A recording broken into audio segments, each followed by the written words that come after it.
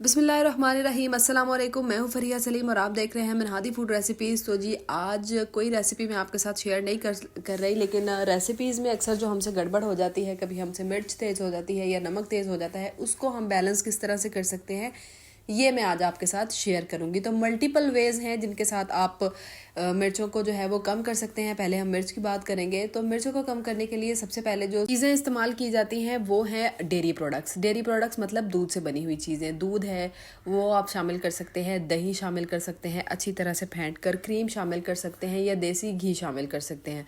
हाँ, अगर आपको भुनाई के वक्त एहसास हो गया कि मिर्चें तेज़ हो गई हैं, उस वक्त आप ये ज़रूर जो है वो डेयरी प्रोडक्ट्स ऐड करके अच्छी तरह से उसकी भुनाई करके फिर आप उसमें ग्रेवी बना सकते हैं। लेकिन अगर ऑलरेडी आप ग्रेवी बना चुके हैं तो फिर आप डेयरी प्रोडक्ट्स ऐड अगर करेंगे तो सालन का लुक और टेस्ट दोनों ख़राब होंगे।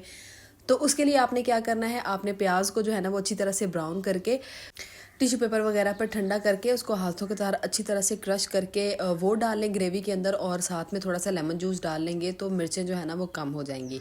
और जहाँ तक सूखी सब्ज़ी की बात है, उसको तो हैंडल करना बहुत ही ज़्यादा मुश्किल है। वहाँ तो आप डायरेक्टली क्रीम भी डाल सकते हैं, दही भी डाल सकते हैं, आप वहाँ पर देसी घी भी डाल सकते हैं। लेकिन दही और क्रीम अगर आप यूज़ करेंगे तो मैं अगेन आपको कह रही हूँ कि आपने 4 से 5 मिनट उसको अच्छी तरह से पकाना है, ताकि जो है वो उन चीज़ों की पकाई अच्छी तरह से हो जाए और आपकी डिश का टेस्ट ख़राब ना हो। बाकी सूखी सब्ज़ी के अंदर जो है ना वो आप अच्छी तरह से भुना हुआ बेसन जो है ना वो भी थोड़ा सा शामिल करके उसकी मिर्चों के एहसास को भी थोड़ा सा रिड्यूस कर सकते हैं। ये सारे मैं वेज आपको इसलिए बता रही हूँ कि सम टाइम एक चीज़ हमारे पास अवेलेबल होती है, दूसरी नहीं होती। तो जो भी चीज़ आपके पास अवेलेबल है ना, आप उसके साथ ही मिर्चों को रिड्यूस कर सकते हैं। इसके अलावा आप टमाटो प्यूरी का भी यूज़ कर सकते हैं। टमाटर को जो है ना वो आप अलग से ग्राइंड करके शामिल कर सकते हैं, लेकिन शामिल करने से पहले आप जो है वो उसको 1-2 चम्मच तेल के लेकर उसको अलग से फ्राई करके अच्छी तरह से उसके बाद आप उसको शामिल करेंगे तो टमाटर की प्यूरी से भी जो है ना वो मिर्च का एहसास काफ़ी हद तक कम हो जाता है। अच्छा जी, आपने जो है वो स्क्रीन पे देखे कंफ्यूज नहीं होना, क्योंकि मैंने प्रीवियस वीडियोस को यूज़ किया है just to engage my audience.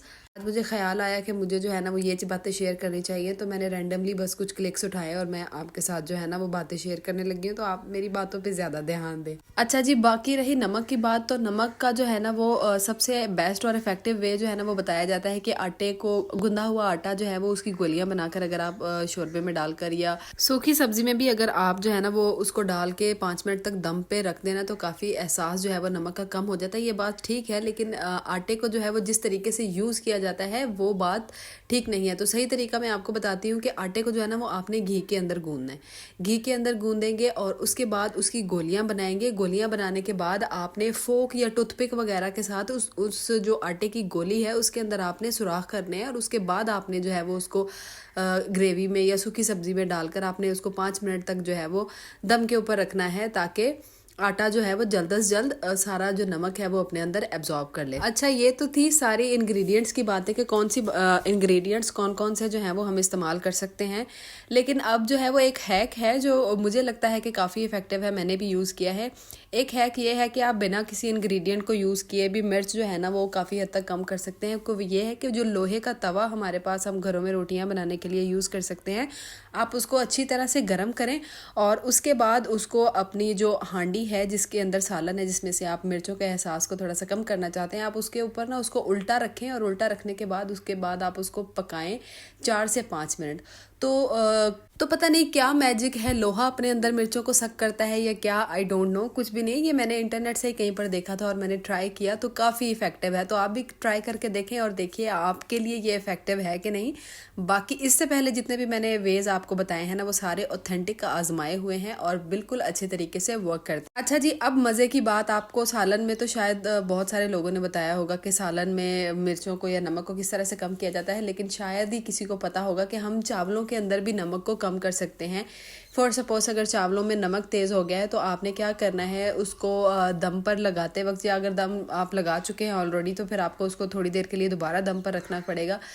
लेकिन उसका तरीकाकार ये है कि ऊपर से आप थोड़े से चावल निकाल लें, 1 या 2 प्लेट चावलों के निकालें, और उसके बाद गूंदे हुए आटे की एक रोटी बनाएं और रोटी को जो है वो चावलों के ऊपर फैला दें, और उसके बाद जो चावल आपने निकाले हैं ना वो उसके ऊपर डाल दें और फिर जो है वो उसको थोड़ी देर के लिए दम पर रख दें। तो जब आप देखेंगे कि दम पर रखने के बाद रोटी जो है वो उसके अंदर बिल्कुल सख्त हो जाएगी और काफ़ी हद तक जो चावलों का नमक है ना वो अपने अंदर एब्जॉर्ब कर लेगी। आई होप कि डेली रूटीन में ये वीडियो जो है वो आपको काफ़ी काम आएगी। तो मुझे दुआओं में याद रखिएगा। बहुत जल्द एक नई वीडियो नई रेसिपी के साथ हाजिर होंगी। मुझे दीजिए इजाज़त। अल्लाह हाफिज़ नासिर।